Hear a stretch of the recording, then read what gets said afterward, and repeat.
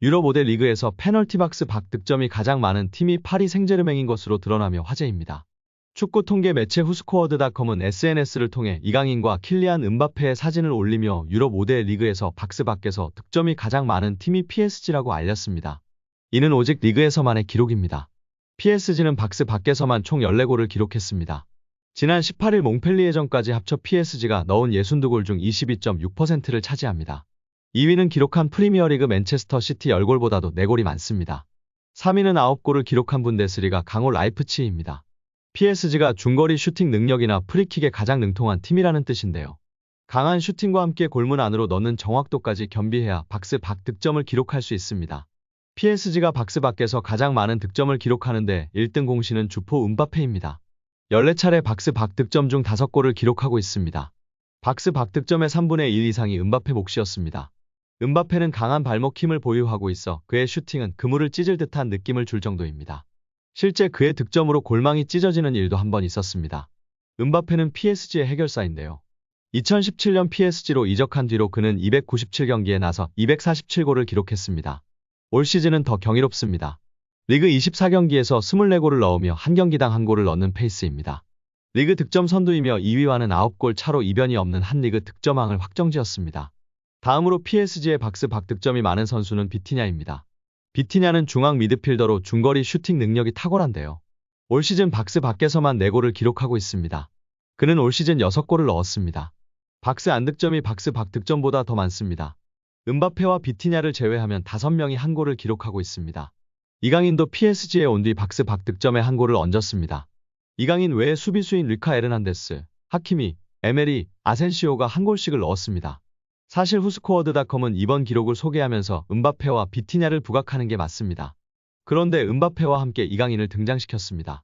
그만큼 PSG 내에서의 이강인 영향력이 크고 지난 몽펠리에전 득점이 환상적이었다고 평가할 수 있을 것 같습니다. 이강인이 센터를 장식한 이유가 뭘까요? 영국 매체 90미는 공식 SNS를 통해 최고의 팀들도 페널티 박스 밖에서 때리는 중거리 슈팅을 좋아한다. 파리 생제르맹과 맨체스터 시티가 페널티 박스 밖 득점 탑위인 것을 보고 놀랐나요? 라며 페널티 박스 밖에서 많은 골을 기록한 3개의 팀을 조명했습니다. 1위는 PSG였습니다. PSG는 14골을 넣었습니다. 맨시티는 10골, 라이프치히가 9골로 뒤를 이었습니다. 맨시티를 대표하는 선수로 케빈 더 브라위너, 라이프치히는 사비 시몬스의 사진을 썼습니다. 그리고 파리 생제르맹은 음바페도 아니고 비티냐도 아닌 이강인 선수를 대표 선수로 선정했습니다. 해당 선수들은 각 팀의 중거리 슈팅이 훌륭한 선수들이라 선정된 것으로 보입니다. 특히 파리 생제르맹의 경우 가장 많은 중거리 슛을 넣은 선수는 음바페이고 뒤를 이어 비티냐입니다. 그럼에도 파리의 간판 선수로 이강인을 선정한 것입니다. 지난 몽펠리에전 왼발 감차가 워낙 예술이었기 때문에 영국 매체 90민에서도 이강인 선수를 메인 모델로 세운 것 같습니다. 이강인이 유럽클럽 랭킹 4위 파리 생제르맹이라는 현재 소속팀 수준에 만족하지 않을 정도로 한층 성장할 수 있다는 극찬을 받았습니다. 스페인 일간지 디아리오 아스는 1월 31일 프랑스 PSG는 네이마르와 리오넬 메시를 떠나보낸 대신 이강인한테 2200만 유로 약 318억 원을 투자했다. 그러나 이강인은 여기서 만족하지 않고 한 단계 더 도약하기를 열망한다며 보도했습니다. 스페인 4대 스포츠 신문 중 하나인 디아리오 아스는 당장은 아닐지라도 때가 되면 더 나은 팀에 합류할 만큼 발전할 것이라 짐작하는 관계자가 있다며 소개했는데요.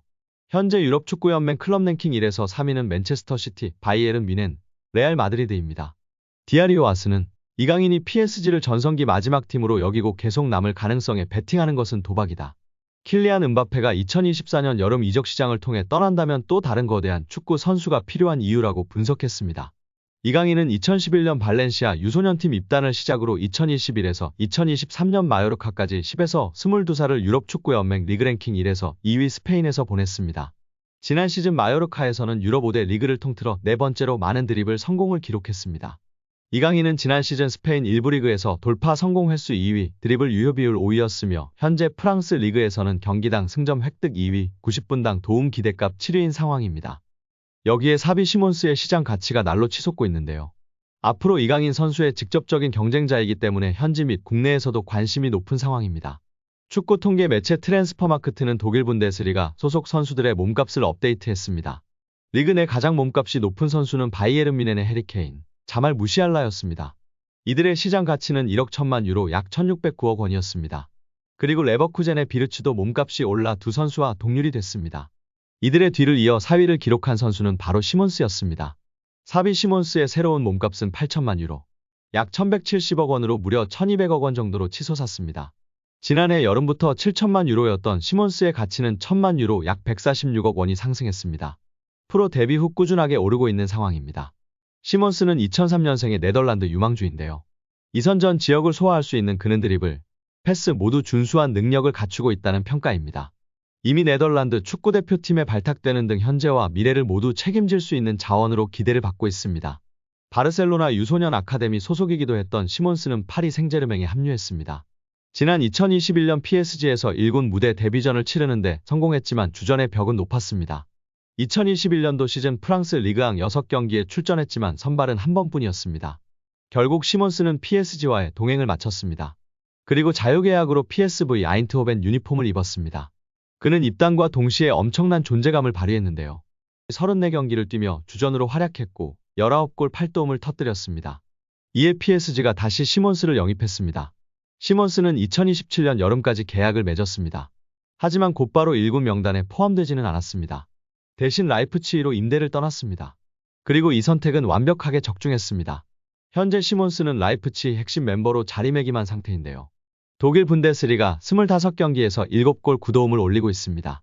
자연스럽게 라이프치히와의 동행을 이어갈 가능성이 발생했습니다. 다만 현재로서는 완전 이적보다는 임대 연장 정도가 더 현실적입니다. 라이프치히의 스포츠 디렉터 루벤 슈레더는 우리는 시몬스와 함께 할 수 있어서 기쁘다. 우선 이번 시즌이 끝나면 그는 PSG로 복귀한다. 그리고 다시 영입할 수 있는 기회를 가질 것이라고 밝혔습니다. 만약 시몬스가 올 시즌 임대를 마치고 PSG에 돌아온 후 다시 재임대 가지 않는다면 이강인의 강력한 경쟁가가 될 전망입니다. 시몬스와 이강인 모두 측면 공격수와 공격형 미드필더를 모두 소화할 수 있는 자원으로 드리블, 패스 등에서 강점이 있습니다. 킬리안 은바페가 레알 마드리드로 이적할 가능성이 높아 시몬스도 활용될 가능성이 높다는 평가입니다. 시몬스가 미드필더에서 뛰면서 이강인이 왼쪽, 오른쪽 윙포워드로 자리를 옮긴다면 공존 가능성도 있습니다. 오른쪽은 부동의 덴벨레가 차지할 터이니 아마도 왼쪽에 서거나 폴스나인으로 중앙을 차지하지 않은 한 쉽지 않은 상황입니다. 다만 엘리케 감독은 경기 중에서 전술을 수시로 변화하여 멀티플레이어를 선호합니다. 전술적 가치가 높은 이강인이 충분히 중용받을 수 있고 이강인의 장점을 누구보다도 극찬해왔던 엘리케 감독이기 때문에 결코 좌절할 상황은 아닌 것 같습니다. 공격진이 아니더라도 사비 시몬스와 미드필더진을 구축할 수도 있습니다. 비티냐, 에머리, 이강인, 시몬스가 중앙 미드필더 두 자리를 놓고 경쟁할 수 있을 것 같습니다. 수비형 미드필더 자리에는 우가르테와 다닐루 혹은 비티냐가 서기도 했습니다. 과연 시몬스가 임대요? 우리 구독자 여러분들의 생각은 어떠신가요?